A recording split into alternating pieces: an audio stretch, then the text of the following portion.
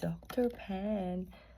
So, mo na akong buhat. Guys, kaya nga baka may chronically medyo kuha. Kita mo ni? Kita mo na? Ato nang huwag tangon. So, ito yung observe. So, this is, ito i-test. So, napalit sa kung mga, tawag nila, oy.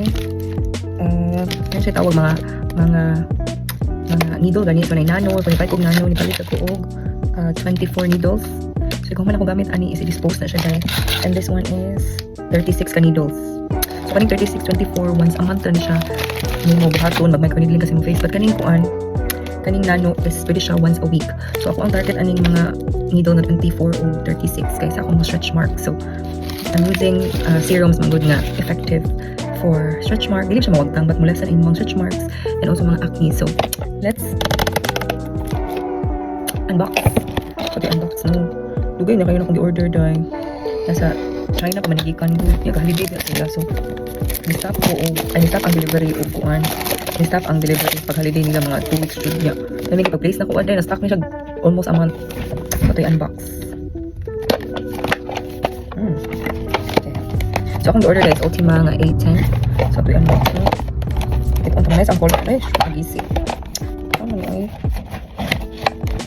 Ayan. Ang struggle ko tayo.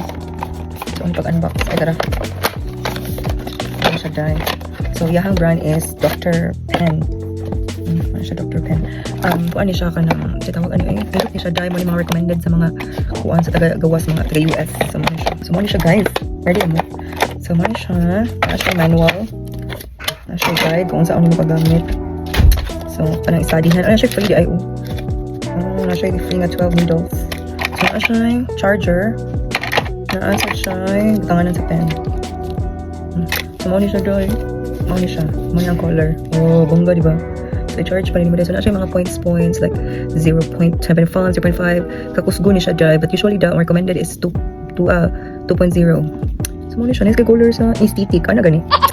So, mo niya siya. Mo niya siya sulanan. Mo niya ang pen. Dili mo i-ana. And then, apply ka sa serum. Yung niya na-ana dyan.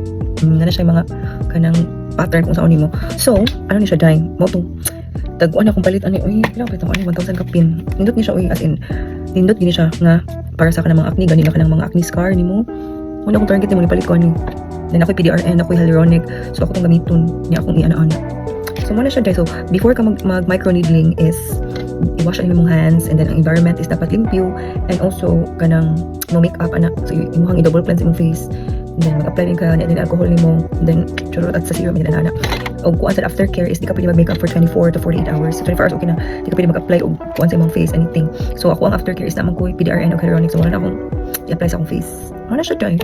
So wala na siya ako ang na-receive na package today. So maghatag kong feedback or mag-video ko kung saan ako pag ana-ana and then i-notice na to for a week kung na ba joy changes. Okay? See So you that's it. Bye-bye. in the next reel.